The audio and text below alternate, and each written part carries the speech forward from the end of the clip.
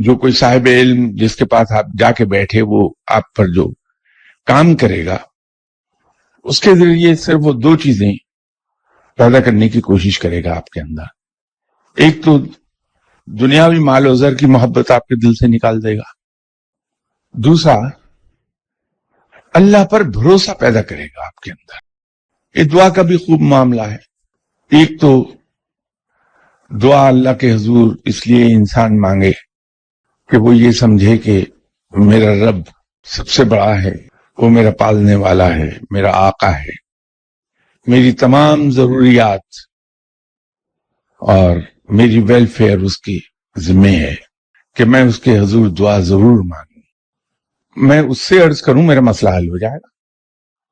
تو اللہ کے حضور وہ اس اعتماد کے ساتھ, اس مان کے ساتھ دعا کرے گا, اور اس دعا کا جو نتیجہ نکلے کہ بیٹا صحت یاب ہو جائے یا بیٹا اللہ کو پیارا ہو جائے, دونوں ہی صورتوں میں وہ رب تعالی کہ اس فیصلے کو بڑی خوشی سے قبول کر لے.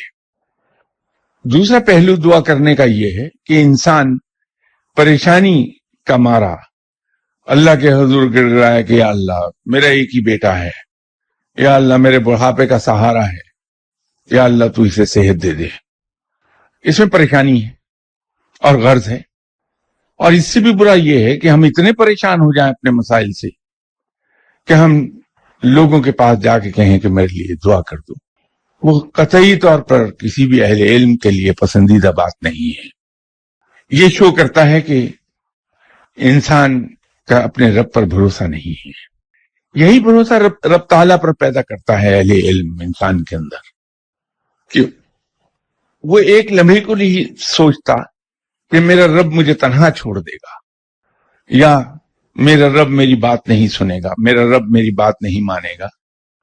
یہ اسی وقت انسان دوسروں کے پاس دعائیں کرانے جاتا ہے جب دل میں شک پیدا ہو جائے رب کے بارے میں.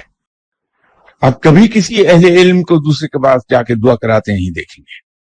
وہ ایک ہی اعتماد سے رب تعالیٰ سے بات کرتا ہے کہ یا اللہ جب تو موجود ہے تو میں کیوں سوچوں اپنے مسائل کے بارے میں, تو انہیں حل کر, اور یہ میرا ایمان ہے کہ تو انہیں میرے بہترین مفاد میں حل کرے گا.